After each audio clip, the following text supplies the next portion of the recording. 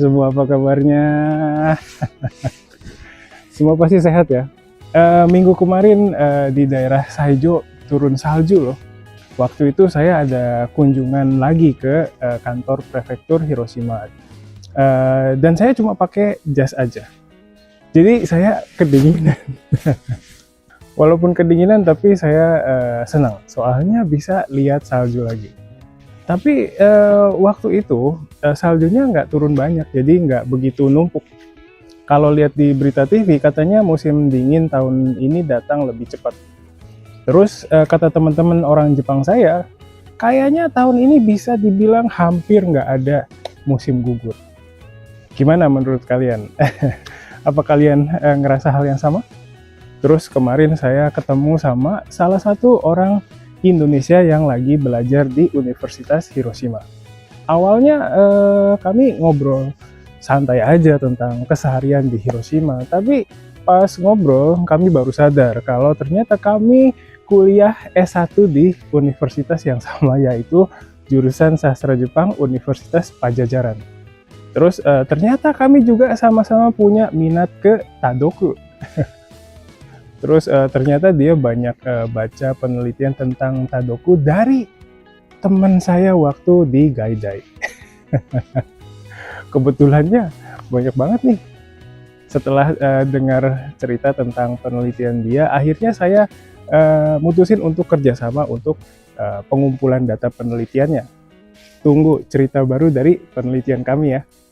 Terus minggu kemarin saya dan peserta pelatihan yang lain ada kesempatan kunjungi rumah orang Jepang yang tinggal di Higashi Hiroshima.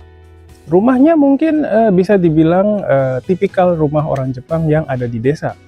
Saya udah kurang lebih 8 tahun tinggal di Jepang, tapi baru kali ini masuk ke rumah orang Jepang yang ada di desa. Pemilik rumahnya baik banget. Dia bersedia tunjukin macam-macam ruangan yang ada di rumah itu supaya kami bisa belajar mengenai rumah khas Jepang. Katanya rumah itu dibangun kurang lebih 60 tahun yang lalu. Walaupun udah lumayan lama, tapi hampir nggak ada bagian rumah yang kelihatan rusak. Keren banget.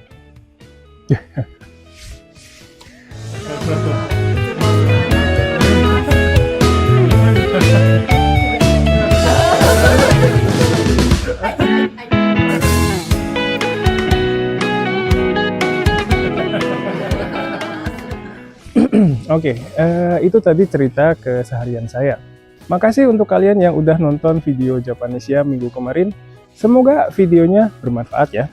Kalau ada hal yang kalian harap bisa dibahas di video kami, kasih tahu aja lewat kolom komentar. Kali ini saya mau cerita tentang petualangan saya di Tokyo nih. Jadi ceritanya kemarin saya punya kesempatan pergi ke Tokyo. Saya pergi ke Tokyo dari Hiroshima naik pesawat di hari Sabtu. Terus pulangnya dijadwalin hari Minggu siang dan sampai di Hiroshima sekitar jam 4 sore.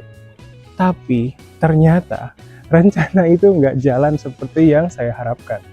Pas berangkat sih nggak ada masalah, tapi pas pulang penerbangan saya dibatalin gara-gara ada masalah di mesin pesawat. Terus saya panik. Soalnya kalau nggak bisa pulang di hari Minggu, saya nanti nggak bisa ikuti pelatihan di hari Senin. Kalian pasti penasaran kan detailnya kayak gimana? Ayo tonton video saya sampai selesai ya. Saya sampai di Tokyo sekitar jam 11. Terus saya langsung ke daerah Nishi Funabashi untuk ketemu dengan teman saya waktu di Nihongo Gakko. Dia orang Korea yang kerja di perusahaan Jepang. Dia kerja di Kikkoman loh. Kami ngobrol seputar perjalanan karir kami masing-masing setelah lulus dari Nihongo Gakko. Nah, abis itu saya pindah tempat ke daerah stasiun Motoyawata. Di sana saya ketemu dengan beberapa teman seangkatan waktu saya kuliah S2 di Gaidai. Sayang banget teman-teman saya yang ini pemalu, jadi mereka nggak bisa muncul di video ini. Kami ngobrol lama banget. Ada yang udah nikah terus punya anak, ada yang udah jadi dosen di universitas di Tokyo, terus ada yang jadi pengajar bahasa Jepang di luar negeri, dan macam-macam. Kami ngobrol sampai sekitar jam 6 sore.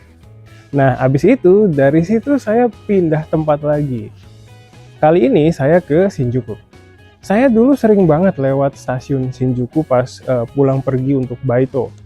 Kurang lebih masih sama sih, tapi saya nggak bisa nyamain ritme jalannya orang-orang di Shinjuku.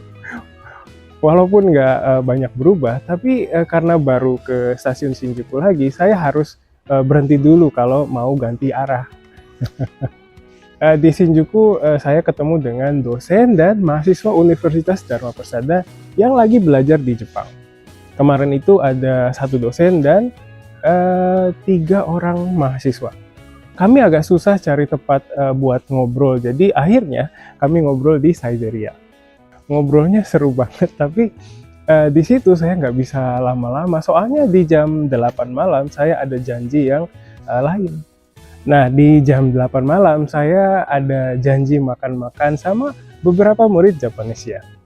Ada Michiko-san, ada Fumi-san, Tanaka-san, dan Miho-san. Acara itu bisa terwujud karena kebetulan Miho-san juga sedang ada kerjaan di Tokyo. Kami makan di restoran yang namanya Chachahana. Restorannya unik dan makanannya enak semua. Restorannya unik soalnya agak susah nyari posisinya di mana. Posisi restorannya itu nyempil di gang kecil di daerah Kabukicho. Kalau ada kesempatan silakan coba ke restoran itu ya. Itu tadi cerita di hari Sabtu. Nah, hari Minggunya lebih seru lagi. Pertama saya ke kampus Gaidai dulu pagi-pagi. Mungkin sekitar jam 7 pagi. Saya ke sana cuma mau lihat-lihat aja. Terus abis itu jam 8-nya saya ketemu dengan dosen pembimbing saya waktu kuliah di Gaidai. Kami ngobrol di kafe lumayan lama. Awalnya saya bilang ke dosen saya itu kalau saya cuma punya waktu 1 jam aja. Kami keasikan ngobrol sampai 2 jam. Terus sekitar jam 10 saya jalan ke stasiun Mejiro. Di sana saya ketemu teman seangkatan lagi. Kami makan sushi di salah satu restoran yang posisinya deket banget sama stasiun Mejiro. Sushinya enak banget. Saya udah 2 bulanan di Jepang, tapi baru kemarin makan sushi. Terus abis itu kami pindah ke kafe yang sediain matcha. Kami ngobrol di sana sampai sekitar jam 1-an. Terus pas lagi asik ngobrol, saya dapat kabar kalau penerbangan saya ke Hiroshima dibatalin. Saya panik, soalnya di minggu malam ada kelas online JLC, terus Seninnya ada pelatihan. Saya pikir kalau nggak bisa balik ke Hiroshima gawat nih. Waktu lagi panik-paniknya, teman saya malah ajak foto bareng. Habis itu dalam keadaan panik saya ketemu sama teman yang lain.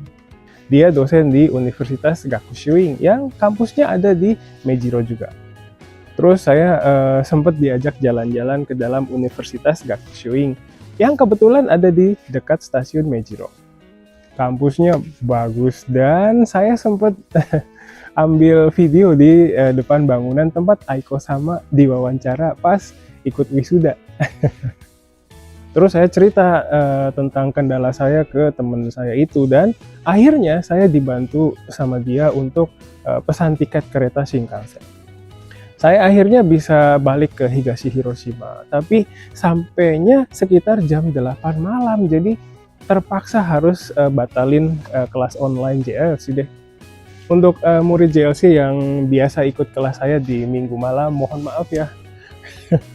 Walaupun ada panik-panik di akhir, tapi saya senang banget bisa ke Tokyo dan ketemu banyak. インドネシア語を学ぶ最高の環境がここにある。ジャパネシアライブカレッジ。ジャパネシアライブカレッジはいつでもどこでも、そしてどんなレベルでもインドネシア語が学べるオンライン学習プラットフォーム。ライブ授業、自分のレベル、学びたい内容に沿った講師の授業に参加し放題。入門者から上級者まで、翻訳授業からフリートークまで様々な授業が揃ってる。ライブ授業に参加できなくても後から動画がいつでも見返せます。でも一人じゃ不安。そんなあなたも安心。JLC では受講者同士の交流もできます。わからないことは Facebook グループでいつでも質問ができる。特集コンテンツ。多彩なコンテンツを手軽にオンラインでリスニング、日常インドネシア語アニメーション教材、語彙、文法、あらゆる教材が使い放題。初心者でも1日3分から毎日学習ができる。上級者にも検定対策したい人にも自分に合った学習コースが組める。インドネシア人と話したい、検定に合格したい、もっとインドネシアと近づきたい。 JLC はそんなあなたの願いを応援します。登録は簡単。新規登録から必要な情報を入力するだけ。いろいろたくさん、いつでもどこでも。ジャパネシアライブカレッジ。